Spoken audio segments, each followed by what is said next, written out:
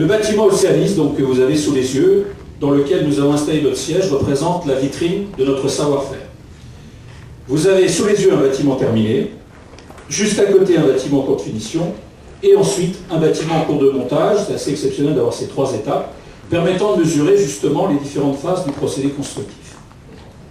Ce village Océanis, il a été conçu en étroite collaboration avec le cabinet architecte Éric André, Francis Moulet, et je félicite véritablement leur équipe pour le travail qu'ils ont fait, original, intéressant avec toutes nos équipes, et dont on est content aujourd'hui à la fois de la partie esthétique, de la partie confort et de la partie performance. Alors ce village, au total, il y aura 5 bâtiments de 3000 m², décomposés chacun, vous l'avez vu, en 2 modules de 1500 m², avec 3 plateaux de 500 m² qui seront divisibles jusqu'à 115 m².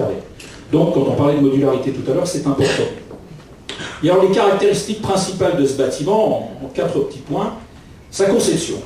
En dehors des fondations, mais évidemment, qui sont les fondations béton, tout est en conception et en réalisation bois. Que ce soit les planchers, murs porteurs et façades en panneaux massifs, ou les cloisons intérieures en ossature bois, l'isolation est en laine de bois, et donc c'est un bâtiment, une construction qui est totalement matériau simple. Deuxième élément, c'est la performance de l'énergie. On souhaitait, pour les PME, PMI régionales, offrir un standard basse consommation d'énergie, BBC, en essayant de le prendre au prix marché. Aujourd'hui, on y est, quasi au prix marché, et on est au standard BBC. Mais je pense qu'on a même une meilleure surprise que ça, puisque les tests de performance qu'on a obtenus il y a quelques semaines sont vraiment très très bons, puisque, et là je m'adresse 2 secondes aux spécialistes, puisque le test en fait, d'imperméabilité à l'air sur notre bâtiment, il est de 0,22. Ça veut dire qu'on est quasiment au standard du bâtiment passif pour le prix du BBC. Et ça, je pense que c'est une vraie satisfaction. Alors pour l'énergie, on a innové avec un système de chauffage et de rafraîchissement qui est basé sur la technique des poutres froides, et on a ajouté une pompe à chaleur RO et une ventilation double vue.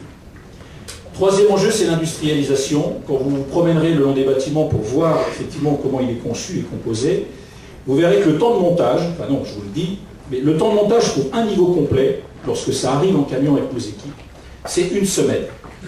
En 1 semaine, on monte un niveau complet dans une logique de filière sèche, et donc ça aussi, c'est carrément intéressant. Et puis enfin, pour les aspects de développement durable, récupération d'eau de pluie avec 2 cuves de 1500 litres, et un fonctionnement en fait où on a réfléchi à une infiltration totalement naturelle, puisqu'on ne rejettera pratiquement rien dans les réseaux publics. On a une gestion automatique de l'éclairage, il n'y a aucun interrupteur dans le bâtiment. Quand vous le visiterez, vous constaterez la qualité de l'air, du fait des matériaux sains, qui procurent un grand confort d'usage. Et puis l'optimisation totale des espaces communs, qu'on a voulu faire pour effectivement optimiser le rapport de la chaîne par rapport au mètre carré, vraiment utile et habitable. C'est comme ça que vous voyez ces 2 ailes, en fait, le commun ascenseur, il est mis entre les deux, il dessert les 2 niveaux, enfin les 4 niveaux, dans une logique tout à fait optimisée.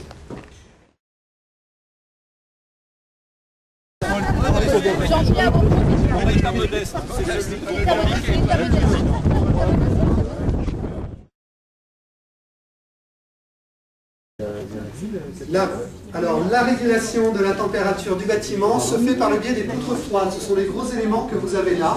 Vous les voyez dans tous les bureaux. Chaque bureau, les petites cellules, même individuelles, disposent d'une poutre froide. En fait, c'est ni plus ni moins qu'un principe de pompe à chaleur. La pompe est située dans notre sous-sol. C'est une pompe à chaleur qui, en hiver, va capter les calories qui sont dans l'atmosphère. C'est une pompe à chaleur RO, alors je ne vais pas rentrer dans les détails techniques, mais grosso modo, on capte les calories qui sont dans l'air ambiant et on les ressouffle à l'intérieur du bâtiment pour augmenter la température. En été, dans le but de baisser la température, eh bien, au lieu de capter les calories, on va capter la fraîcheur qui est à l'extérieur. C'est une pompe à chaleur réversible. On capte la fraîcheur, si vous voulez, qui se trouve au sous-sol puisqu'il est ombragé, etc. Et on le ressouffle à l'intérieur du bâtiment. De ce fait, le bâtiment, normalement, est prévu pour avoir une enveloppe et une amplitude thermique de 18 à 24 degrés. Donc, en été, on ne doit pas dépasser les 24 degrés et en hiver, on ne doit pas descendre en dessous des 18 degrés dans les bureaux, quoi qu'il en soit. Nous avons des détecteurs aussi bien de présence que des détecteurs de luminosité. Donc, si les bureaux sont très lumineux, comme celui-ci actuellement, inutile de faire marcher les ampoules, inutile de faire marcher l'électricité. En revanche, dès que la luminosité s'abaisse, que quelqu'un rentre dans le bureau, ça s'éclaire.